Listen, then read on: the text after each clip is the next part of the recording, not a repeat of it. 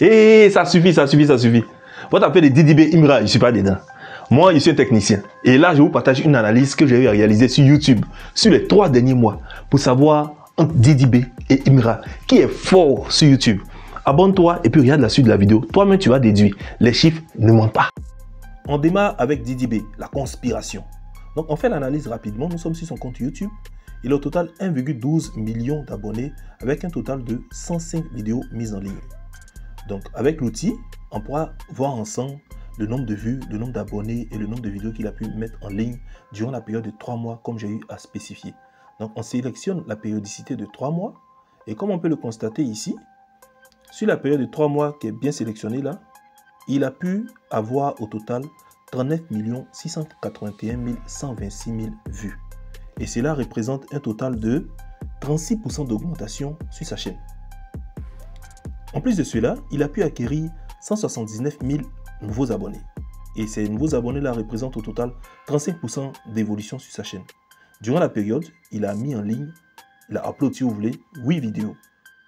Et il a utilisé ces différents mots-clés qui sont juste en dessous, le curseur est. Donc si vous utilisez ces mots-clés sur sa chaîne, vous pouvez aussi bénéficier du feeling et de l'augmentation de pas mal de choses. En tout cas, c'est stratégique, c'est beaucoup stratégique. Il faut savoir les utiliser pour en profiter. Ensuite, on passe chez Imra, une fois chez T. Du côté chez T, nous avons au total 1 million d'abonnés avec 61 vidéos.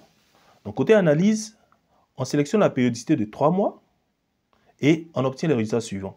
Donc en 3 mois, il a atteint 74 363 753 nouvelles vues sur la période de 3 mois.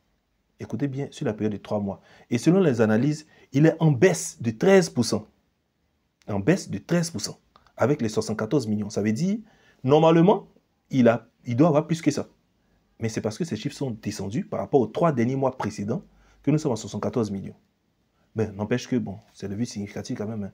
Côté nombre d'abonnés, il a pu acquérir 291 000 abonnés sur la période de 3 mois. Et encore, il est toujours en baisse. Une baisse de 25% par rapport aux 3 derniers mois. Et côté mise en ligne de vidéos, il a mis en ligne, pas 8, plutôt 5 vidéos, comme vous pouvez le constater là. Et ça représente au total 38% de moins que les vidéos précédentes. Donc, vous-même regardez de Didibé et de Imra, qui est le plus robuste sur YouTube, sur la période de 3 mois d'analyse. C'est sûr que sur une longue période, moi je suis du style des personnes qui écoutent la bonne musique. Imra ou Didibé, moi j'écoute lui qui met le bon hit. Que ce soit une fois chez T, que ce soit la conspiration. Je suis des deux côtés. Mais je vous partage aujourd'hui mon analyse. Il y a trop de discussions inutiles. Les gens discutent inutilement. C'est pourquoi je fais cette vidéo pour présenter.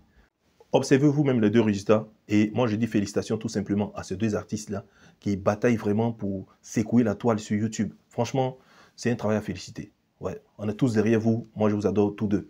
Donc, je ne suis pas d'un côté ou de l'autre. J'ai juste fait cette vidéo pour clarifier certaines choses sur YouTube. Comment les deux bossent à fond. Bonne continuation et on se dit à très bientôt. C'était Mensa Master.